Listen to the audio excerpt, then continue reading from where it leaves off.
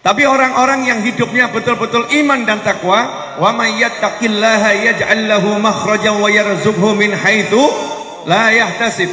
Siapa bertakwa kepada Allah, yaj'al lahu makhraja, apapun masalahnya. Orang bertakwa juga kena masalah. Jangan dibilang kalau orang bertakwa nggak kena masalah. Karena dalam kehidupan ini yang paling berat masalahnya orang bertakwa. Asyaddul bala al-anbiya, tsumal amsal, kama qala sallallahu. Yang paling berat ujiannya itu para nabi, terus yang mirip-mirip nabi, terus yang mirip-mirip nabi. Semakin mirip nabi semakin banyak ujiannya, tapi nggak pernah ujian jadi masalah.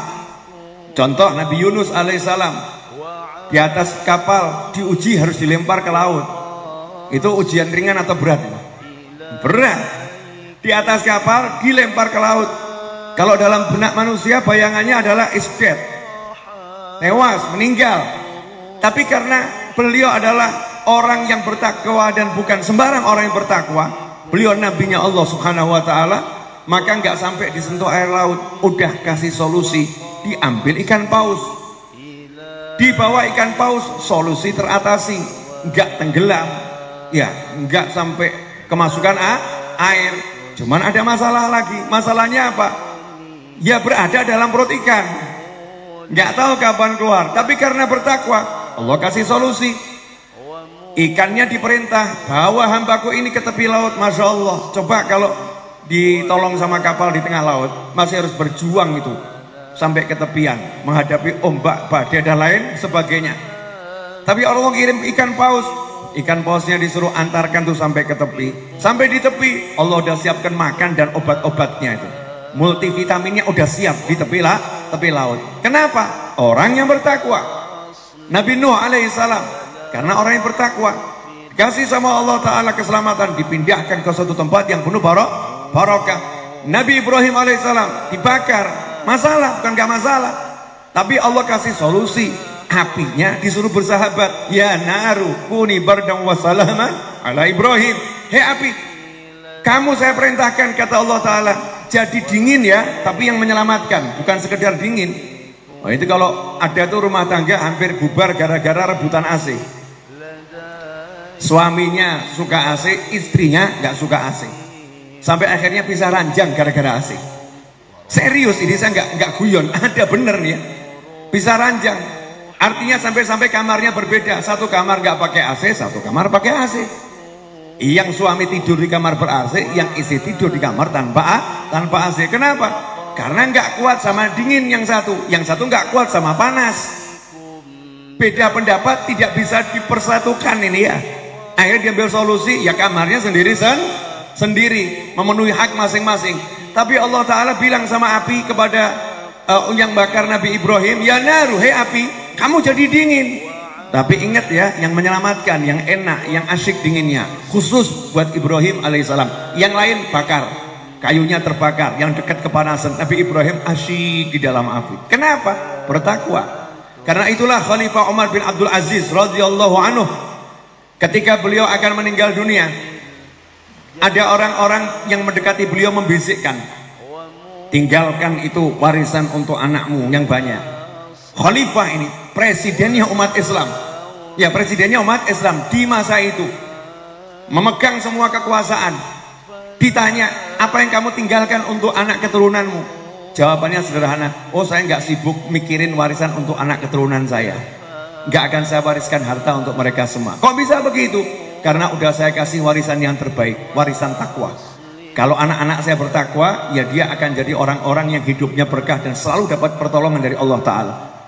Kalau dia nggak bertakwa, repot nanti saya kena masalah. Jadi saya akan didik anak saya bertakwa. Hasilnya, sepeninggal Khalifah Umar bin Abdul Aziz, anaknya nggak punya uang, tapi punya takwa. Hasilnya, nggak lama kemudian jadi orang yang kaya raya. Itu anaknya Khalifah Umar bin Abdul Aziz.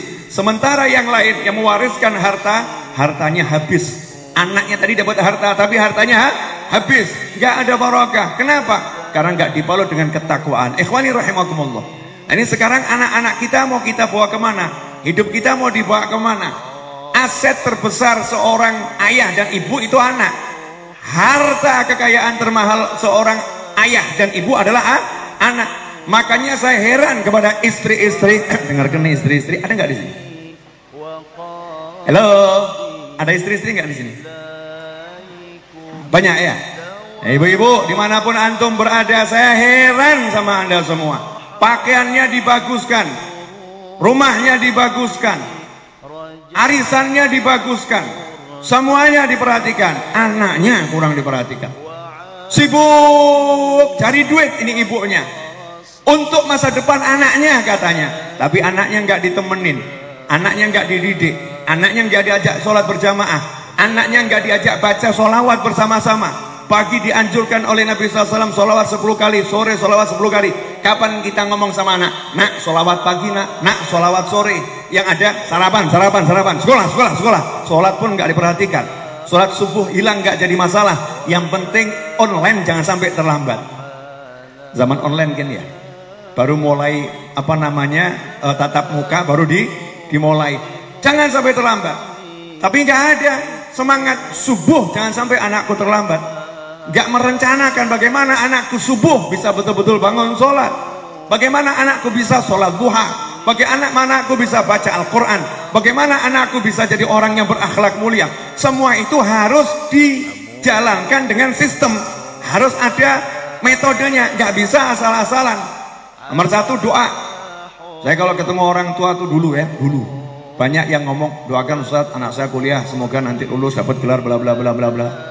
Doakan Ustadz anak saya dapat jodoh yang cantik jelita. Doakan Ustadz anak saya dapat jodoh yang tampan, dan seterusnya. Dapat jodoh orang yang kaya raya, dan seterusnya. Jarang orang yang mengatakan, doakan Ustadz ya, anak saya ini jadi anak yang bekti sama orang tua. Jarang. Anak saya jadi anak yang bisa senangkan saya dunia akhirat. Anak saya jadi anak yang bisa hafal Al-Quran atau bisa baca Al-Quran dengan baik. Bisa baca Al-Quran dengan bagus. Itu sedikit.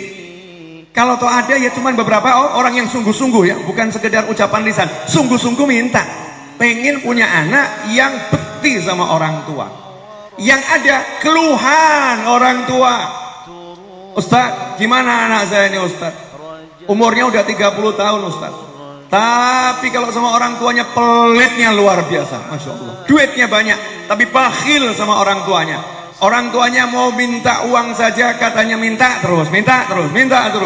Na'udzubillah min dzalik. Orang tuanya bingung, anak saya ini Ustadz tidak mau sholat, anak saya nggak mau pakai jilbab, anak saya nggak mau tutup aurat, anak saya nggak mau, baru pusing di usia tua, bingung di usia tua. Kenapa? Karena di masa muda, di masa kecil anaknya nggak dipersiapkan untuk jadi alat membawa ke surga. Anaknya nggak dipersiapkan untuk menjadi alat penyejuk hati orang tua di saat ini, nanti maupun di jannah, nggak dipersiapkan. Lantas bagaimana orang-orang dulu mempersiapkan anaknya bisa menjadi anakku surgaku? Al-Habib Ali bin Muhammad bin Husain Al-Habsyi, pengarang Maulid Simtudurar yang wafat di Yaman tahun 1333 Hijriah dan lahir di sana tahun 1259 Hijriah, yang muridnya tersebar ke seantero dunia dan di Indonesia sangat banyak. Ya, salah satu pendiri NU yaitu Mbah Hasyim Asy'ari merupakan muridnya kakak beliau. Itu punya putrinya satu. Ya, anaknya itu 5, yang putri satu. Putrinya satu ini umur 4 tahun sudah khatam permasalahan haid, ahkamul haid. Sementara saya ini jadi ustadz sampai umur segini nih, belajar haid gak rampung-rampung. Kenapa? Karena saya nggak haid. Haid itu urusannya perempuan, paham ya? Sementara perempuan yang satu dengan yang lain kasus haidnya beda. Ini kalau darah saya keluarnya warnanya pink gimana Ustaz? Kalau warnanya merah agak kehitaman gimana Ustaz? Ini warnanya nggak pink sih Ustaz, ya merah tapi merahnya merah muda, nggak tahu warnanya apa lagi. Kalau nanya itu urusan warna merah, ini udah berhenti Ustaz, tapi nanti keluar dikit lagi. Ini gimana Ustaz? Saya udah bersih atau belum? Itu kalau urusan haid pusingnya luar biasa. Sampai itu pengarang kitab-kitab besar babul haid itu tidak dijelaskan. Cuman singkat saja, orang haid tidak boleh baca Al-Quran, orang haid tidak boleh berdiam dalam masjid. Terus lanjutannya, kaum pria tidak haid. Selesai. Jadi saya nggak bisa jelaskan lebih panjang karena kaum pria tidak haid. Dan yang baca buku ini kebanyakan kaum pria. Karena memang bab haid sulit. Tapi umur 4 tahun kok udah bisa khatam bab haid. Kenapa? Ayahnya hebat. Dari kecil anaknya udah diajarin agama. Loh, kita ini pinter loh. Dari kecil udah ngajarin agama loh. Masya Allah. Cuman berhenti. Paham maksudnya enggak? Kalau bayi lahir suruh ngapain? Ada enggak bayi lahir? TikTok. Enggak diajari TikTok. Bayi lahir suruh apa? Allahu Akbar, telinga kanan azan. Kemudian telinga kiri iqamah. Itu kalau bayi lahir. Perintah lanjutannya apa? Perintahkan anakmu sholat umur 7 tahun. Jadi diajarin sholat lahir. Jangan salah, azan itu azanin bayi. Itu pelajaran sholat. Ajarin anakmu sholat mulai ajarin sholat. Kasih tahu dulu. Kalau udah azan, qomat, sholat. Itu panggilannya dulu. Yang paling utama ngerti, oh ini azan, panggilan sholat. Oh qomat, sholatnya dimulai. Pahamkan itu. Baru lahir sudah suruh belajar sholat. Nah sekarang anak umur 12 tahun gak paham sholat. Nah kita jadi orang tuanya kan mas'ul indallah, ditanya nanti. Mana tanggung jawabmu? Nah ini sayangnya kadang diterangkan cuman azani anak waktu lahir, qomatin anak waktu lahir. Gak dijelaskan proses selanjutnya. Ajarkan wudhu. Ya ajarkan wudhu, ajarkan rukun-rukun sholat, ajarkan yang membatalkan sholat. Nanti umur 7 tahun perintah maksudnya apa? Bukan baru mulai suruh sholat. Sudah bisa sholat, sekarang kamu sholat. Sudah bisa sholat. Gak mungkin saya perintahkan seseorang pindahkan mobil saya kalau orang itu gak bisa nyetir. Udah bisa nyetir, saya kasih kunci. Tolong mas, pindahkan mobil saya. Dia udah bisa nyetir. Belum bisa nyetir, saya suruh pindahkan mobil. Hancur mobil saya dan bisa menghancurkan orang lain. Begitu pula anak kita sholat. Perintah Nabi Muhammad SAW, perintahkan anakmu sholat umur 7 tahun. Artinya umur 6 tahun, 5 tahun, 4 tahun, 3 tahun, 2 tahun sudah kita ajarin sholat. Seorang ulama umur 3 tahun udah tahajud. Umur 3 tahun sudah tahajud. Nah, ini namanya anak itu surga. Ayahnya Imam Ghazali itu pengen punya anak, prosesnya sebelum punya anak. Sebelum punya anak, setiap kali hadir pengajian, ayahnya Imam Ghazali angkat tangan. Ya Allah, berilah aku anak seperti orang soleh ini. Minta seperti itu. Jadi pesen dulu, pre-order kalau orang bilangnya. Kalau bahasa pre-order, ibu-ibu paham banget. Ya, pre-order dulu, pre-order. Ya, mulai begitu open order, masya Allah, dapat kita order seperti yang kita pre-order dari, muncul anak-anak yang soleh. Maka jadilah Imam Ghazali, Muhammad bin Muhammad Al-Ghazali. Nah saat ini kenapa kita susah merintah anak kita? Suruh sholat, susahnya luar biasa. Tapi kalau diajak ke mall, cepetnya luar biasa. Anak kita suruh baca Al-Quran, kalau diperintah susahnya luar biasa. Tapi kalau diajak joget TikTok, senengnya luar biasa. Ya na'udzubillah min dzalik. Apa yang terjadi? Kesalahan kita semua karena kita tidak mendesain anak kita untuk menjadi surga kita. Gak sadar. Anak ini bisa nyeret kita ke neraka. Serius. Nanti itu ada orang tua yang berjalan menuju surga. Ini dikatakan oleh para ulama, udah jalan ke surga. Antara dia dengan pintu surga tinggal selangkah. Tiba-tiba ada anaknya yang narik dari belakang. Ya Allah, jangan izinkan orang ini masuk surga. Karena anaknya tempatnya mau dibawakan neraka. Saat itu ditanya sama malaikat, kenapa kamu berkata seperti itu? Karena sejak kecil ini orang tuaku tidak pernah mengajarkan aku sholat, gak pernah memerintahkan aku tutup aurat, gak pernah menerangkan yang halal mana, yang haram mana. Sehingga aku besar udah terlanjur cinta yang haram, suka yang haram, sehingga aku jadi masuk neraka gara-gara orang tuaku. Maka kemudian dikatakan kepada orang tua tersebut, silahkan dia bawa masuk neraka bersama anaknya. Na'udzubillah min dzalik. Kalau kita kayak gitu gimana? Ngeri kan ya? Nah ini majelis seperti ini, majelis menjadikan anak itu aset kita untuk masuk surga. Kadang-kadang orang tua itu rela mengeluarkan duit berapapun biar anaknya dapat gelar. Tapi kadang-kadang berat untuk mengeluarkan duit biar anaknya dapat tadi itu. Iya, dapat apa? Selempang wisuda. Ya, wisuda apa? Wisuda ini khatam Al-Quran. Ini khatam juz 30 atau 30 juz? Oh 30 juz, coba itu. Kan tetap harus khatam juz 30 juga Ustaz. Ya, ini santri yang sudah khatam 30 juz. Betapa senang orang tua kalau anaknya bisa baca Al-Quran. Karena begitu anak itu baca satu huruf, pahalanya buat orang tuanya loh. Anaknya mungkin pahalanya masih rusak, mungkin dia bisa riak, bisa ujub nanti kalau udah dewasa. Tapi kalau orang tuanya dapat pahala utuh yang bersih. Sehingga pernah diceritakan ada satu anak itu punya orang tua sudah meninggal dunia. Ya ini percaya boleh, nggak percaya boleh, namanya juga cerita ya. Percaya boleh, nggak percaya boleh, namanya juga cerita. Cuman yang cerita para ulama di buku-buku mereka. Nah kalau koran nggak jelas saja kita percaya. Media-media yang ada di dunia maya itu nggak jelas asal berita kita percaya. Masa di buku-buku para ulama kita banyak nanya. Ini kan anehnya luar biasa. Ya ulama-ulama yang benar, bukan sembarangan ulama. Diceritakan ada satu orang tua yang dalam catatannya keburukannya lebih banyak sehingga dia harus disiksa kubur. Suatu hari siksa kubur dihentikan. Maka saat itulah orang tua tadi nanya sama malaikat, karena di alam barzah semua jujur. Kok siksa saya diberhentikan? Ada apa? Maka dijawab, hari ini Allah mengampuni semua dosamu dan menjadikan kamu orang yang mendapat nikmat sampai terus nanti ke surga. Apa sebabnya? Dijawab, karena waktu kamu meninggal masih punya anak yang bayi. Nah anakmu sekarang umurnya 3 tahun, hari ini dia oleh ibunya diajarin baca Al-Quran. Dia mulai belajar alif, ba, ta, tha, jim, ha, kha. Setiap huruf yang dia baca masuk dalam catatan kebajikanmu.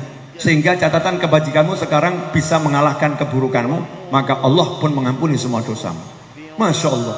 Itu baru belajar alif, ba, ta. Apalagi kalau baca 30 juz. Seperti apa? Apalagi kalau hafal 30 juz, seperti apa? Dikatakan seorang anak yang hafal Al-Quran 30 juz, anak tersebut, maka dia berhak memberikan syafaat kepada 10 anggota keluarganya yang sudah tercatat sebagai penghuni neraka. 10 anggota keluarga tercatat penghuni neraka. Anak ini hafal Al-Quran, dia bisa membebaskan 10 orang tersebut dengan izin Allah Ta'ala, dibawa masuk surga. Itu 10 anggota keluarga ya. Orang tuanya nggak masuk dalam kelompok itu. Kenapa? Beda, ini bukan anggota keluarga, yang punya keluarga. Orang tuanya, begitu anak itu dapat hatam Al-Quran, hafal Al-Quran 30 juz, orang tuanya dikasih mahkota oleh Allah Ta'ala. Artinya penghuni surga. Plek, langsung dikasih mahkota, kehormatan. Sehingga dipamerkan sama Allah Ta'ala. Ini loh orang-orang yang anaknya hafal Al-Quran. Dibanggakan oleh Allah Subhanahu wa Ta'ala. Nah, tergantung kita mau desain anak kita mau jadi apa. Sebagaimana disebutkan oleh Nabi Muhammad SAW, kullu mauludin yuladu alal fitrah, atau kama qala SAW, setiap bayi yang terlahir bersih. Karena tidak ada manusia kotor, nggak ada. Manusia itu bersih, cinta pada kebaikan. Itu setiap orang yang lahir. Tergantung orang tuanya mau dijadikan apa anak ini. Nah kita mau jadikan anak kita apa? Belum terlambat. Saya punya anak 4, saya pengen semuanya ya jadi orang-orang yang bisa menyenangkan dunia akhirat, bahagiakan dunia akhirat. Tapi kalau saya nggak pernah ngajarin dia sholat, nggak pernah ngajarin dia sholawat, namanya mimpi. Nggak ngajarin dia mana yang halal, mana yang haram, namanya saya mimpi, saya melamun itu. Kalau saya nggak melamun ya betul-betul saya ajarin. Enggak boleh, oh itu. Kadang-kadang kita harus tegas sama anak. Kita kadang-kadang harus ngomong yang nggak enak sama anak. Tapi demi apa? Biar dia selamat, biar dia masuk surganya Allah Ta'ala, biar dia nggak masuk neraka. Kita harus peringatkan dengan keras. Kalau ada anak lari ke jalan, kita tarik dengan keras karena lihat mobil yang lewat, biar nggak ketabrak. Kan nggak jadi masalah. Kadang-kadang kita harus merampas handphonenya anak. Nggak boleh nih handphone nih simpen maghrib sampai isya baca Al-Quran. Nggak ada handphone maghrib sampai isya. Maghrib sampai isya saatnya kamu baca Al-Quran, bukan baca handphone. Nah misal seperti itu. Terpaksa keras, meskipun udah dewasa, meskipun udah kuliah. Kalau nggak tahu waktu, orang tua punya kewajiban menegur anaknya. Otoritas, anta wa ma'luka li abik, dirimu dan hartamu milik orang tuamu.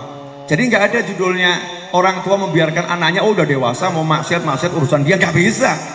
Kalau udah dewasa kita masih hidup, ya dia maksiat harus kita tegur. Orang lain saja harus kita ingatkan, tentunya pakai cara. Ya semua pakai cara, pakai yang sudah diajarkan Nabi Muhammad Sallallahu Alaihi Wasallam. Nah termasuk kalau kita pengen anak kita masuk surga, semoga Allah selamatkan kita semua, makanan yang masuk ke perut anak kita, aset ini. Kalau yang masuk haram, kullu lahmin nabata minal haram fannaru aula bih, kama qala sallallahu. Setiap daging yang tumbuh dari makanan haram maka lebih layak disantap api neraka. Mengerikan. Makanya kita jadi orang tua ini, yang masuk perut anak kita ini jangan cuma dipikir vitaminnya. Oh ini makanan sehat, ini junk food, oh ini sehat, ini junk food. Itu nanti. Nomor satu, yang masuk halal enggak ini sumbernya? Dari mulai uang yang kita gunakan untuk pembelanjaannya halal enggak? Kalau udah uangnya halal, kita cek barang yang mau dibeli halal enggak? Jangan sembarangan beli di toko, apalagi zaman sekarang. Berapa banyak orang jual makanan di pertokoan, di mal-mal. Halal enggak? Hak konsumen untuk nanya halal enggak?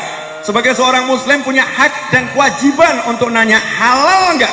Enggak bisa kita asal oh enak makan, oh enak makan. Iya nanti masuk neraka. Naudzubillah min dzalik. Nanya, jangan takut nanya dan jangan malu nanya. Kadang-kadang kita ini mau nanya, masya Allah, sungkan, gak enak, malu dan lain sebagainya. Nanya aja, nggak jadi masalah. Mas, Mbak, mohon maaf, ini buat makanannya ada barang haramnya nggak ini? Ada khamrnya nggak ini? Pakai arak nggak ini? Tanya itu, karena kadang-kadang tertulis halal versi yang buat. Dia nggak tahu kalau bahan-bahan itu haram, nggak ngerti memang. Tapi kita paham mana bahan yang haram, nanya. Ini mengandung arak enggak ini? Arak masak dipakai enggak ini? Enggak boleh pakai arak ini. Haram kalau pakai arak. Saya enggak boleh makan. Kalau jawabannya seperti yang saya temukan, ya silahkan langsung makan di situ. Maaf Bapak, kalau di sini ada yang haram, saya enggak mau kerja di sini. Saya pernah nanya di satu tempat jawabannya seperti itu. Saya langsung silahkan menunya mana, saya makan di sini. Karena yang jawabannya mantep. Saya pernah masuk di satu rumah makan di daerah Jawa Timur. Udah duduk, udah mau pesen, kita nanya halal nggak halal, mengandung ini enggak, nanya sama bagian yang di depan. Begitu duduk, ya feeling nggak enak ini, bukan feeling good, bukan nih, feeling nggak good, ya feeling nggak good. Ittaqu firasatal mu'min fa innahu yanzuru binurillah. Hati-hati firasat seorang mukmin, dia melihat dengan cahaya Allah. Hari itu pas lagi cahayanya naik ini, kok nggak enak rasanya ya. Subhanallah, nanya ke belakang bagian dapur. Pakai arak enggak? Arak masak. Pakai Pak. Makasih. Enggak jadi pesen saya. Keluar semuanya. Padahal itu restoran salah satu terenak di Jawa Timur. Ya, salah satu terenak di Jawa Timur saat itu ya. Keluar saya, enggak jadi. Di depan ketemu murid-murid YouTube. Pip, kok enggak jadi makan? Buat saya enggak halal. Kalau buat yang lain monggo silahkan. Ya buat saya enggak halal. Nah ini kalau kita enggak nanya, enggak tahu. Jangan bilang Bib, kalau nggak tahu kan nggak apa-apa. Salah, kamu wajib cari tahu. Bukan kalau nggak tahu nggak apa-apa, wajib cari tahu. Contoh begini, saya punya ATM, saya masukkan ke mesin ATM. Saya butuh duit 10 juta tarik cash. Angka maksimal yang bisa diambil dari mesin ATM, misal gitu ya. Saya masukkan PIN salah 3 kali, hasilnya apa? Diblokir. Boleh nggak saya protes sama banknya? Maaf, saya nggak tahu. Kan saya nggak tahu kalau 3 kali diblokir. Kenapa mesti diblokir? Kan saya nggak tahu. Boleh ngomong begitu? Jawabannya, sejak Bapak transaksi dengan kami, seharusnya Bapak sudah tahu. Karena semua udah tertulis di situ. Cara penggunaan ATM, kalau misalnya 3 kali diblokir, Bapak nggak mau baca. Nah, Allah juga udah ngasih tahu, cari makanan yang halal, suruh cari yang halal. Kalau cari ya nanya, haram atau tidak? Haram atau tidak? Kalau sampai ada satu haram masuk perut anak kita, naudzubillah min dzalik, maka jadinya adalah anak tadi bangkang sama kita. Susah nurut. Jangan salahin anaknya. Maka ada orang tua ini suka nyalain anak saya. Begitu, kamu gak nurut sama mama, kamu gak nurut sama mama. Maaf ya Bu, yang saya baca contoh ibu ya. Karena biasanya kan gitu-gitu, anak kan ibu, bapaknya kan sibuk gak mau ngurus gitu kan. Bapaknya sibuk dengan urusannya sendiri, serahkan ibu. Nanti kan ibunya mau ngomong, anakmu tuh loh, anakmu susah diatur. Protes sama bapaknya ya. Terakhir protes sama bapaknya. Tapi biasanya gitu, kamu gak nurut sama mama, kamu kurang ajar sama mama, kamu gak lihat. Tadi mamanya ngasih makanan apa nih seminggu nih? Ada yang haram gak? Duit yang masuk dicek ini halal haram gak? Kalau ada yang haram, ya sudah. Alhamdulillah dijadikan nakal di dunia. Kafaroh itu membuat orang tua hatinya nggak enak, kafaroh penghapus dosa. Mudah-mudahan nggak nyampe ke bawah neraka. Mudah-mudahan bisa terhapus di di dunia dengan yang seperti itu. Tapi prinsip kita jangan begitu. Prinsipnya gimana cari yang halal buat anak. Nah, ikhwani rahimakumullah, sebagai penutup, karena saya nggak akan bicara panjang-panjang, saya paham antum semua udah dari tadi di sini. Nah, saya datang belakangan, betul kan ya? Nah, dan ini kalau nggak salah jam 11 sekarang ini. Kurang 10 menit. Ya udahlah, bulatkan ke atas. Insya Allah. Gimana caranya biar anak kita jadi anak soleh? Tipsnya apa itu? Ini cara bukan saya ngajarin, yang ngajarin para wali orang soleh. Kalau pengen anaknya itu jadi anak yang soleh, salah satu upaya ya, salah satu dari sekian banyak upaya, ambil waktu duduk bareng sama anak, sama pasangan hidup. Ya, kalau pas lagi duduk bareng gitu, jangan cuma ngobrol dunia, mulai ngobrolkan agama. Kalau memang bapaknya tugas luar kota atau luar negeri yang ada ibunya, ya ibunya ngobrolkan sama anaknya agama. Waktu nyuapin, ya tahu enggak yang batalin sholat, tahu enggak yang batalin sholat, tahu enggak?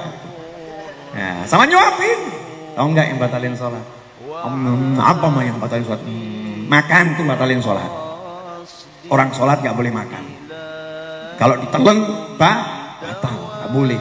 Makanya kalau kamu lagi sholat, kamu habis makan, habis kumur, wudhu, terus sholat, kok masih ada sisa nasi satu di mulutmu, jangan ditelan, batal nanti sholatnya. Ya karena orang sholat gak boleh makan. Tahu satu. Kalau satu hari satu ilmu, 1 tahun selesai nggak? Selesai. Banyak ilmu. Yang jadi masalah ibunya saja nggak tahu yang batalin sholat. Itu masalahnya. Bapaknya nggak tahu yang batalin sholat, sehingga bapak ibunya sholat batal juga nggak paham. Pulang sekolah anak yang ngomong, mama batal mama sholatnya. Kok batal? Mama kan pakai mukena. Iya mau pakai mukena mama. Cuman dagunya kelihatan semua. Ini dagu kan yang di sini nih, yang di sini. Ini bagian yang harus tutup mama. Jadi kalau pakai mukena tutup ke atas mama, jangan di sini mama, di bawah sini ini kelihatan ini mama batal mama. Kamu kok tahu? Belajar mama makanya. Anak kurang ajar. Yang betul dibilang kurang ajar dia. Insya Allah. Ternyata anaknya belajar, anaknya pinter, ibunya kurang pinter. Nah sekarang ini banyak ibu online ngajarin anaknya sekolah online, ibunya jadi pinter. Tapi kenapa untuk urusan agama kita nggak pelajarin bener? Hidup dan mati kita ini tergantung dari bagaimana kita menjalankan ajarannya Allah Subhanahu wa Ta'ala. Satu aturan yang Allah kita langgar, berdampaknya itu besar dalam kehidupan kita. Satu perintah Allah kita jalankan, dampak positifnya besar dalam kehidupan kita dan orang lain. Karena itu, ikhwani rahimakumullah, pemirsa dimanapun antum berada, jangan lupa anak kita aset paling besar untuk masuk surga. Yang terakhir, yang mudah untuk dijalankan selain ngobrol sama anak tentang agama tiap hari di kesempatan yang ada, ya, kita harus juga baca doa ini tidak putus sampai wafat kita nanti. Tiap hari dibaca, karena yang ngajarin Allah Ta'ala. Udah pasti kabul, super kabul. Karena doanya orang tua untuk anak nggak pernah ditolak sama Allah. Ya, seperti apapun orang tuanya, kalau doakan anak itu diterima sama Allah Subhanahu wa Ta'ala. Apalagi pakai teks doanya Allah yang ngajarkan di dalam Al-Quran. Rabbana hablana min azwajina wa dzurriyyatina qurrata a'yunin waj'alna lil muttaqina imama. Ya Allah, karunialah kami anak dan pasangan hidup dan anak, min azwajina wa dzurriyyatina, anak keturunan. Jadikanlah pasangan hidup dan keturunan kami qurrata a'yun, yang kalau dilihat hati jadi adem, ayem, senang, tentram. Saya mau nanya ya, orang tua umur 80 tahun lihat anak perempuannya pakai rok mini, terus orang tuanya ingat dia mau mati, saya mau mati, terus masih lihat anak perempuannya pakai rok mini, tentram atau hancur hatinya? Hancur kan pasti. Nanti aku ditanya sama Allah, anakku seperti apa? Anaknya disuruh sholat gak mau, orang tua udah mau meninggal, lihat anaknya belum mau sholat, bingung atau gak bingung? Bingung. Mungkin sekarang tenang-tenang, kalau semakin tua itu orang semakin sadar bahwasanya hidup itu tinggal beberapa waktu toh, sebentar lagi pindah. Saya obrolan saya sama anak-anak saya, ya ngobrolkan mati, nyantai ngobrolkan mati itu. Hidup cuma sebentar, bentar lagi bakal meninggal. Tuh kakekmu udah meninggal, kuburannya di sana. Tuh yang kemarin meninggal dikubur di sana. Bentar lagi kalau enggak kamu duluan ya bapakmu yang duluan. Ya mudah-mudahan biar orang lain yang duluan, kita belakangan. Ya bahasanya gitu, biar orang lain duluan, kita belakangan, kita jadi kakek-kakek dulu semua baru kita meninggal, yang lain biar duluan. Tapi pas mati itu pas pasti, meninggal itu pasti. Jadi harus cari bekal buat meninggal nanti apa, ngapain, nih sekarang bisanya apa itu. Harus kita ajarkan, karena nggak diajarkan nggak bisa. Nah, sementara kita nggak ngajarin, tapi kita kasihkan remote ke anak kita. Anak kita belajar dari YouTube. Masya Allah, semua ilmu nggak jelas ada di sana, ilmu jelas ada di sana. Kalau kita nggak arahkan kan repot ini. Semua ditonton sama dia. Ditonton, mulai belajar cara memanggil orang tua, lihat film. Ada anak manggil bapaknya nama John. Pulang dari kantor, bapaknya namanya Fulan dipanggil, Fulan. Nak, kok manggil bapak Fulan? Kayak di TV ya. Sama yang kayak di TV. Kita serahkan semua itu sama anak. Naudzubillah min dzalik. Nah, doa, Rabbana hablana min azwajina wa dzurriyyatina qurrata a'yunin waj'alna lil muttaqina imama. Karena dengan doa itu bisa merubah semuanya. Doa silahul mukmin. Kalau kita udah nggak bisa apa-apa ya, paling sedikit istiqomah doa jangan ditinggalkan. Senjatanya seorang mukmin. Berkat doa Allah itu bisa merubah seorang anak. Ya Rabbi salli ala Muhammad waftah min al-khairi wala mawala. Ya Rabbi salli ala Muhammad waftah min al-khairi wala mawala. Ya Rabbi salli ala Muhammad waftah min al-khairi wala mawala.